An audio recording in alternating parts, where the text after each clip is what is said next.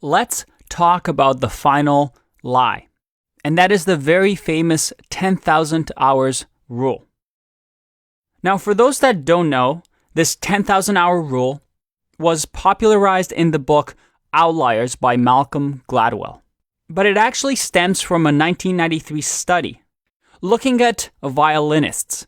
And the study was all about what makes a violinist an expert and what makes a violinist just a good violinist. So that is, what's the difference between the top masters when it comes to violins and the ones who were just okay or good enough? And this 1993 study was really exciting because what it reported was that those who were considered elite were the ones who practiced the most. This idea of deliberate practice, which we're going to get into the techniques section. So the answer was simple. Simply just practice more. The more you practice, the better you get. That's it.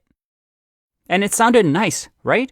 As humans, this was a nice concept to understand because the idea was if you put in 10,000 hours into a skill, then you become a master of it.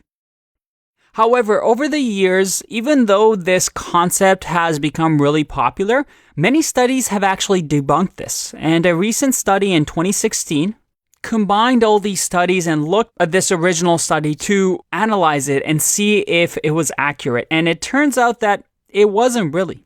Yes, practice matters. We can't forget that. Practice is a very important part of improving a skill. However, there are many different factors involved. Things like genetics, your past history, like your upbringing, your school, your friends, your personality actually contributes to how good you can get at a topic. And that doesn't sound exciting, right? Because it sounds like we have less control over what we can learn. With the 10,000 hour rule, we could say that, hey, anybody can do anything that they want, which is just such a nice thing to hear. But unfortunately, the truth of the matter is that we don't play in an even playing field in this world.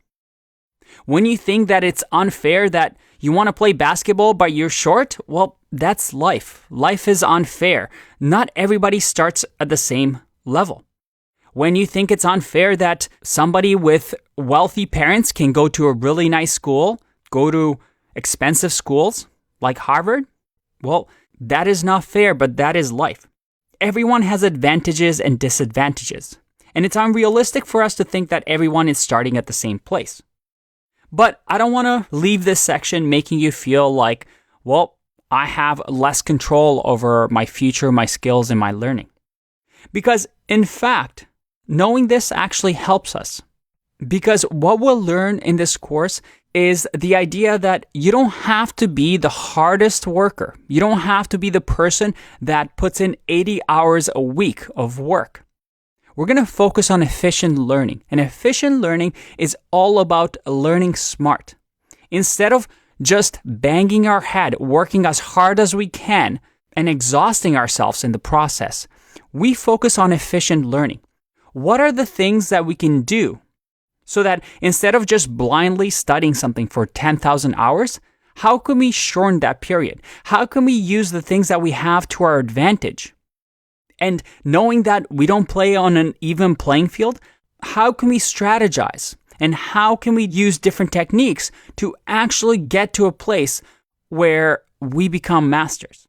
So the good news is that although it's not as simple as just practicing, we can use the upcoming sections in the course to actually develop skills that allows us to learn efficiently versus learning hard. Instead of going to the gym for 2 hours each day, we can get the same results with 20 minutes each day. It's the same principle, the idea of efficient learning. And we're going to dive deeper and deeper into this topic. For now, take a break, and I'll see you in the next video.